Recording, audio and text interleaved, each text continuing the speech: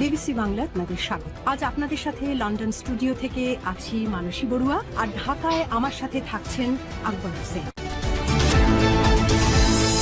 বাংলাদেশের সর্বশেষ গুরুত্বপূর্ণ আপডেট সংবাদে আপনাকে স্বাগত। শুরুতেই সংবাদ শিরোনাম, পরে বিস্তারিত।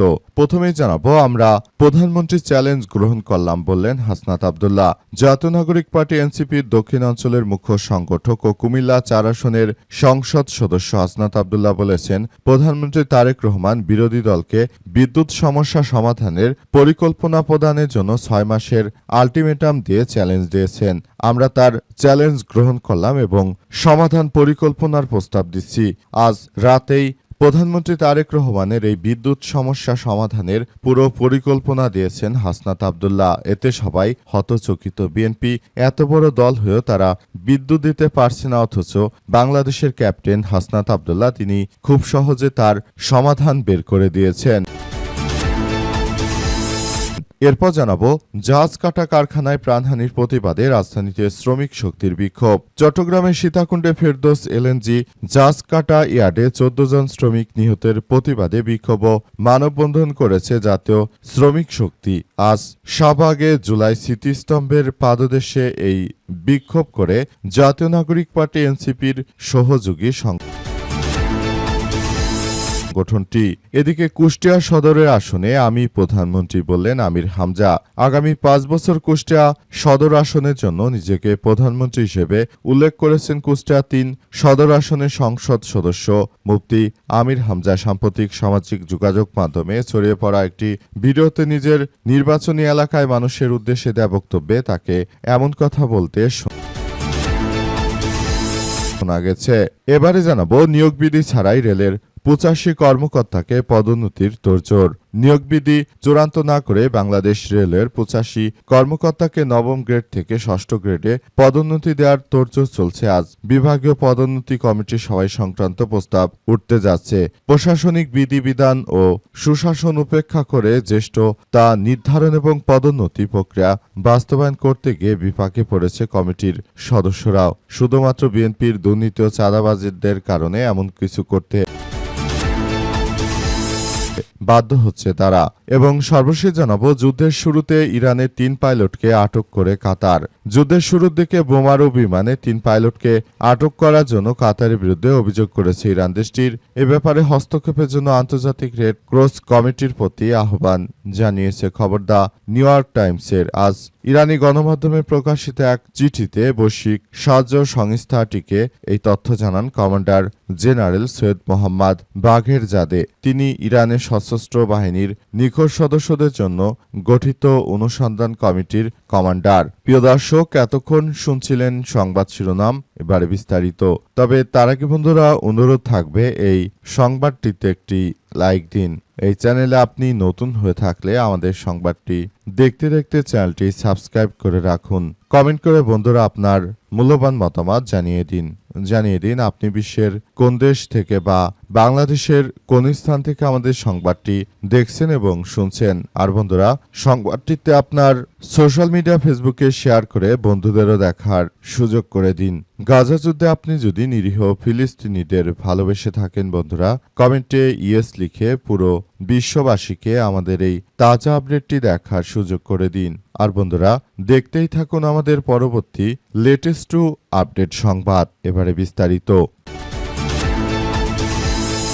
আমরা প্রধানমন্ত্রীর চ্যালেঞ্জ গ্রহণ করলাম বললেন হাসনাত আব্দুল্লাহ। জাতীয় নাগরিক পার্টি এনসিপির দক্ষিণ অঞ্চলের মুখ্য সংগঠক ও কুমিল্লা ৪ আসনের সংসদ সদস্য হাসনাত আব্দুল্লাহ বলেছেন যে, প্রধানমন্ত্রী বিরোধী দলকে বিদ্যুৎ সমস্যা সমাধানের যে পরিকল্পনা প্রদানের জন্য ৬ মাসের আলটিমেটাম দিয়েছেন সেটি আমরা গ্রহণ করলাম। তিনি বলেন, আমরা চ্যালেঞ্জ গ্রহণ করলাম এবং সমস্যা সমাধানের পরিকল্পনার প্রস্তাব করছি। আজ রাতে নিজের ফেসবুক পোস্টে তিনি এমন কথা বলেছেন। ফেসবুক পোস্টে হাসনাত আব্দুল্লাহ লিখেছেন যে, মাননীয় প্রধানমন্ত্রী বিরোধী দলকে বিদ্যুৎ সমস্যা সমাধানের পরিকল্পনা প্রদানের জন্য ৬ মাসের আলটিমেটাম দিয়ে চ্যালেঞ্জ দিয়েছি। আমরা চ্যালেঞ্জ গ্রহণ করলাম এবং সমাধানের পরিকল্পনার প্রস্তাব করেছি। এই চ্যালেঞ্জ দেওয়ার আগে প্রধানমন্ত্রী জানা দরকার ছিল যে সমাধান ইতিমধ্যেই টেবিলে আছে।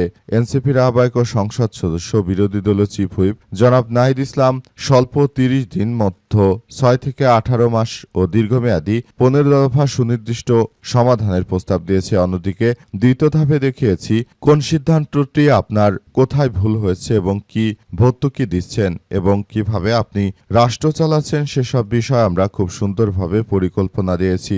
এই পরিকল্পনা আপনি যদি গ্রহণ করতে না পারেন সেক্ষেত্রে আপনার ব্যর্থতা। আমরা আসলে আর কি বা করতে পারি? আমরা তো আর প্রধানমন্ত্রী না, প্রধানমন্ত্রী আপনি। সুতরাং আপনাকে এসব বিষয়গুলো নিয়ে খুব গুরুত্ব সহকারে কার্যক্রম চালিয়ে যেতে হবে। অবস্থায় সবাইকে আরও বেশি সতর্ক থাকার জন্য উদাত্ত আহ্বান জানানো হয়েছে এবং দেশের মধ্য দিয়ে বড় ধরনের যে কার্যক্রম শুরু হয়েছে সেখান থেকে আসলে বেরিয়ে আসতে হবে। পুরো বিষয়গুলো আসলে সবার জন্য খুবই গুরুত্বপূর্ণ একটি অধ্যায় হিসেবে আবির্ভূত হয়েছে। সবাইকে বলে দিতে চাই যাতে করে এই অবস্থাগুলো আসলে সবার কাছেই খুবই গুরুত্বপূর্ণ একটি বিষয় হিসেবে আবির্ভূত হয়। অবস্থা সবাইকে শুরু থেকেই ব্যাপক কার্যক্রম গ্রহণ করতে হবে বলে জানিয়েছেন হাসনাত আব্দুল্লাহ। জাহাজ কাটা কারখানায় প্রাণহানির প্রতিবাদে রাজধানীতে শ্রমিক শক্তির বিক্ষোভ। চট্টগ্রামের সীতাকুণ্ডে ফেরদৌস এলএনজি জাহাজ কাটা ইয়ার্ডে ১৪ জন শ্রমিক নিহতের প্রতিবাদে বিক্ষোভ ও মানববন্ধন করেছে জাতীয় নাগরিক পার্টির শ্রমিক সংগঠন শ্রমিক শক্তি। আজ রাজধানীর শাহবাগে জুলাই স্মৃতিস্তম্ভের পাদদেশে বিক্ষোভ করেছেন তারা জানিয়েছে যে তারা বাংলাদেশের মধ্যে যে ধরনের ভয়াবহভাবে কাজকর্ম করে এটি আসলে বর্তমান সরকার কোনো কিছুই করছে না। এতে বাংলাদেশের অসংখ্য মানুষের প্রাণহানির ঘটনা ঘটল। এই ধরনের ঘটনা প্রধানমন্ত্রী তিনি আসলে কোনোভাবেই সবকিছু করতে পারবেন না। আমরা পুরোপুরি বিষয়গুলোকে খুবই গুরুত্ব সহকারে দেখছি। আমরা বাংলাদেশ জুড়ে যে ধরনের ভয়াবহ বিপর্যয়কর পরিস্থিতি দেখছি সেখান থেকে আমরা আবারও বেরিয়ে আসার জন্য আমরা কার্যক্রম চালিয়ে যাচ্ছি বলে এমন কথা জানানো হচ্ছে।